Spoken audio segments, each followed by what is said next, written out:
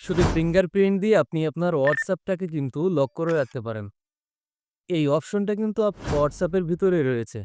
So এই কাজটি আপনি কিভাবে করবেন? চলুন আমি আপনাদেরকে প্র্যাকটিক্যালি লাইভে দেখিয়ে দিচ্ছি।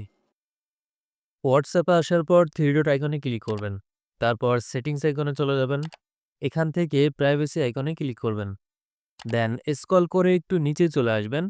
এখানে দেখতে পারবেন অ্যাপ লক নামে একটা অপশন রয়েছে। এইখানে একটি ক্লিক করবেন।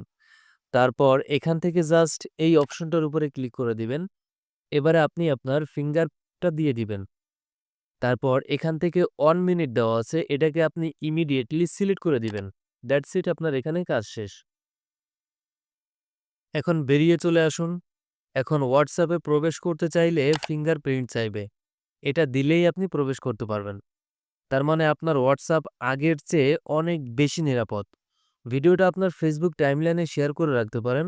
আপনার কোনো না কোনো এক সময় কাজে লাগবে।